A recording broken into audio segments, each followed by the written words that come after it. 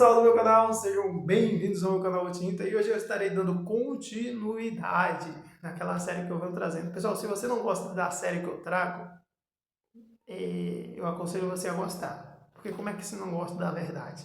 A Bíblia diz que nada podemos contra a verdade, senão em prol da verdade. Eu, você, qualquer um, ninguém pode nada contra a verdade, senão em prol dela, em favor dela. E os conteúdos que eu trago aqui é referente à verdade. A verdade, Jesus diz, conhecereis a verdade e a verdade vos libertará. Em outra parte ele fala para Deus, santifica-os na verdade, santifica os discípulos dele, as pessoas que seguiam a ele. Falava isso para os discípulos, mas serve para nós hoje e servirão para as gerações que virão. A tua palavra, santifica-os na verdade, a tua palavra é a verdade. O que santifica, o que muda, é as palavras que o Senhor Jesus falou, é as palavras que o Senhor Jesus disse, é o Evangelho. Em outra parte ele diz também, vós já está limpo, vós já estáis limpo pela palavra que eu vos tenho falado. A palavra de Deus, ela é poderosa, ela é a verdade, ela limpa a gente do interior para o exterior, de dentro para fora. E daí a gente passa a ser nova criatura, como diz a Bíblia, que assim, pois se alguém está em Cristo, é nova criatura.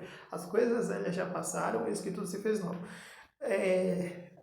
Aí o pessoal pergunta, por que essa pessoa mudou tanto assim? Ele fazia aquilo, ele andava fulano, falava isso, ia para lá e vinha para cá, e hoje não faz, porque ele nasceu de novo, porque ela nasceu de novo. Ela usar o que era prioridade para ela antes, agora não é mais. A prioridade dela agora, o maior desejo dela agora, a maior ambição, a maior perspectiva é entrar no reino de Deus, é ser de Deus de fato e de verdade, adorando a Deus em espírito e em verdade, como a Bíblia fala, para poder entrar no céu. E por isso que ela não faz mais, ela é nova criatura, filha do reino e cidadão dos céus. Quando Jesus vier, ela vai subir junto e vai morar com ele por toda a eternidade. Lá não vai ter choro, lá não vai ter doença, lá não vai ter desonestidade, não vai ter fofoca,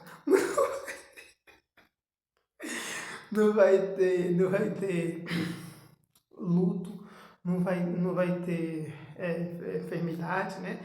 E não vai ter nada disso. Vai ser nós e Deus. Nem sol lá vai ter. O sol vai ser o nosso próprio Deus que nos criou, que fez de nós imagem e semelhança sua. Estaremos sempre ao lado dele, do lado do Pai que nos criou, que sabe de todas as coisas. Desde o ventre vem nos guardando, nos preservando. E chega um momento em que ele vem e se revela pra gente. Ó, meu filho, eu tenho um plano para ti e tal, e tal. A gente aceita e continua este plano. Bom, os conteúdos bíblicos que eu estarei trazendo hoje se encontram lá no livro de Lucas, capítulo 6, versículo 23. É o versículo que eu faltei no conteúdo bíblico anterior. Eu citei os dois versículos, um eu dei e o segundo eu não dei, que eu estarei dando agora. E o versículo 23 diz o seguinte: regozijai-vos naquele dia e exultai, porque grande é o vosso galardão no céu, pois dessa forma procederam seus pais com os profetas. Bom, para a gente poder entender, vamos ler o versículo anterior. No versículo anterior ele fala da bem-aventurança, pessoas felizes que passam por isso, por aquilo outro, por causa do nome dele. E diz assim, ó, Lucas capítulo 6, versículo 22. Bem-aventurados sois quando os homens os odiarem, quando os homens nos odeiam e tal. Não gosto desse Carlos todo dia aqui, você. Quer saber, verdade? Falando de Jesus e tudo mais. Não gosto desse Carlos e tal.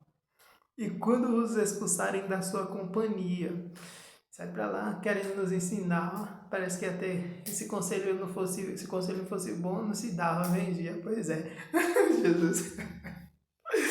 Pois é, Jesus passou a vida dele toda dando conselhos.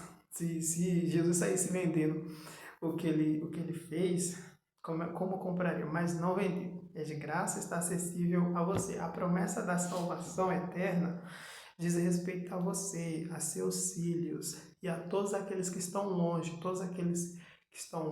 que não têm o mínimo conhecimento ou que estão longe, não aceitaram, não tomaram a decisão ainda, são para vocês.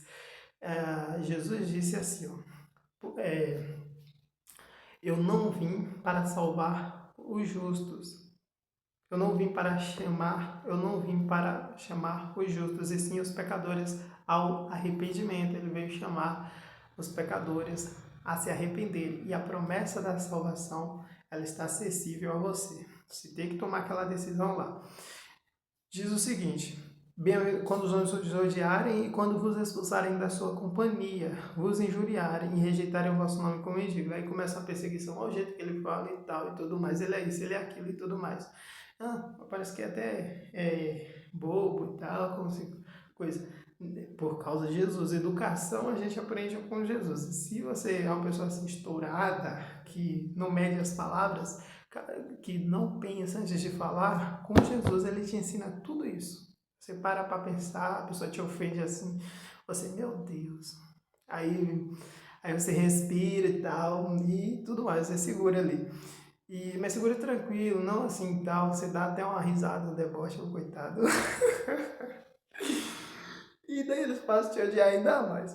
Então, seguindo no versículo 23, quando acontecer isso, quando você for odiado, quando se lhe expulsarem e tudo mais, você deve se alegrar, você deve se exultar, porque você está chegando numa estatura de fé semelhante à dos profetas antigamente, porque assim foram com eles. Foram odiados, expulsaram da sua companhia, e foram pessoas assim que ninguém queria por perto. Paulo diz que até o presente momento temos chegado a ser considerado lixo do mundo, escória de todos. Paulo que disse isso, então imagine como é uma pessoa que serve a Deus, de fato e de verdade. E este é o conteúdo bíblico de hoje, em nome do Senhor Jesus e para a glória de Deus. Tchau!